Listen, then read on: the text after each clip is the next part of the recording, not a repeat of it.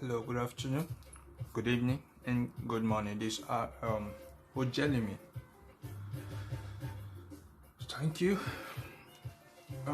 This morning, quickly, I want to address the issues going on in our community today.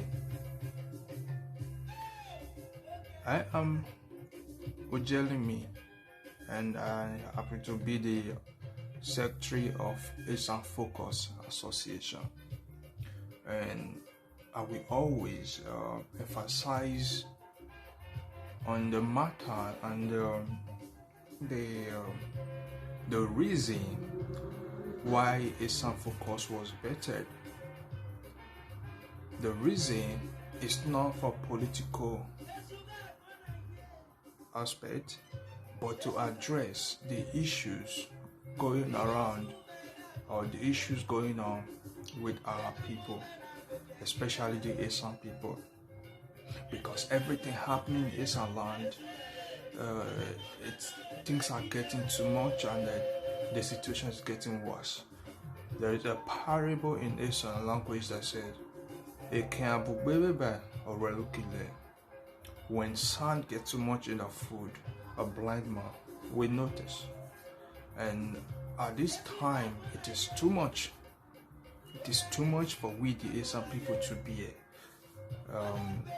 Mind us of all where and the below. From the man where and the below, there will be no time for us to enjoy the fruit of our labors. There will be no time for us to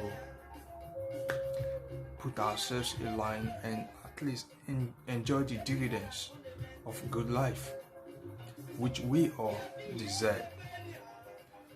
Most people have no idea of the history of Esan. Most of our fathers, most of our mothers, most of the young generations, Esan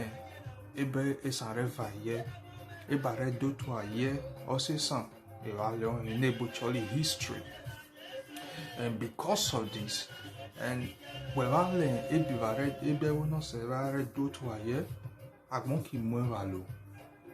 then you will be living by what people said about you. So over the years, we the Esan people, the unique Esan people of Nigeria, we have been living by what we were told about us. People who envy us, people who wish they could have what we have, they devised a means, they devised a strategy to push us out of our lane and then give us a wrong narrative of our history. We believed in this history. Many of us understood that Esan people came out from the Benin Kingdom.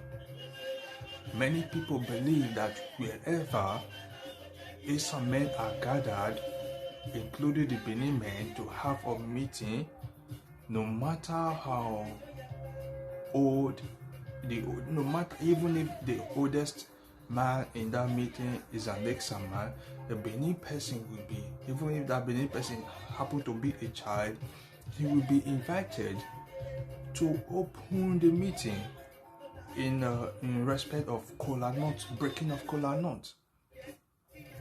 And all this nonsense has been going on for years because they took our history away and they replaced it with another history that make us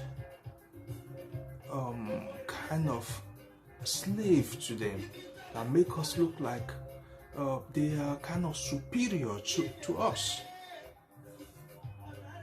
Until some of us started to wonder, why is it so?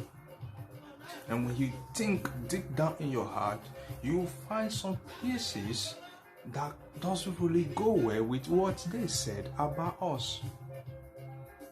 So when some of the well-meaning Esan persons started going from one place to another, looking for the real history of the Esan people, And we discover that many of the history books has tampered with, but there are few history books that are still very, very, very, very okay, untouched.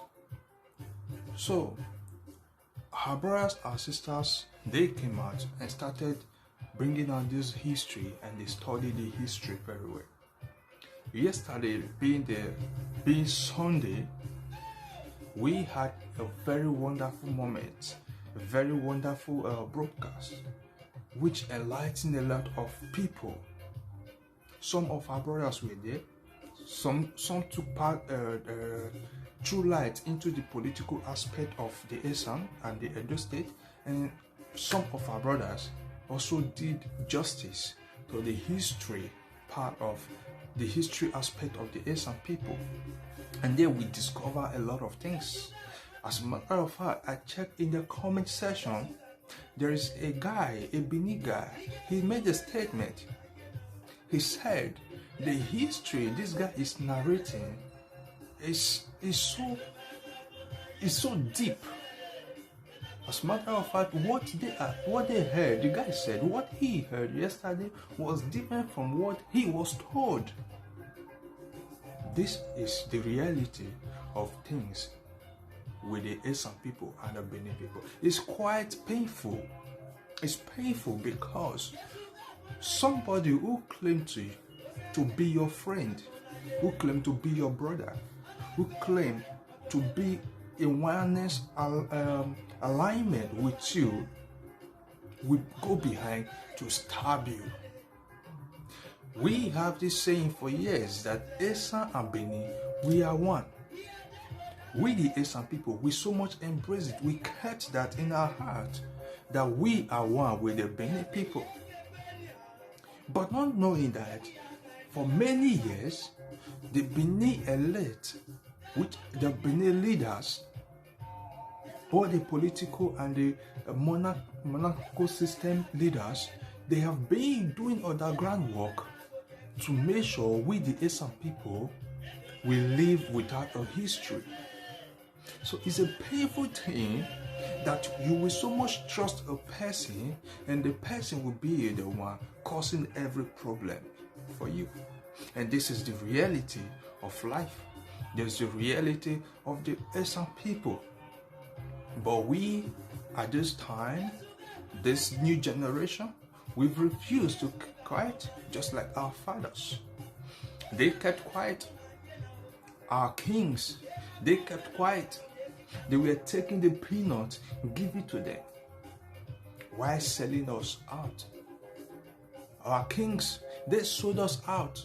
Our politicians, they sold us out. They took the money to maintain their own belly. But they forgot one thing, that once water gets to the head, it must surely touch the ground. It must surely touch the foot.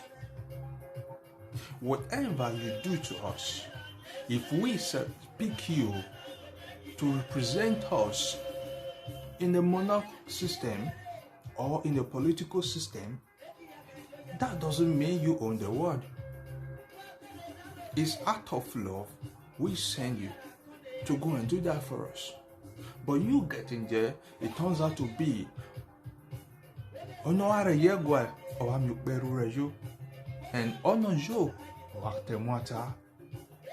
the end of the day, darkness still cover the surface of the land, and we all are struggling for it. But enemy sign well.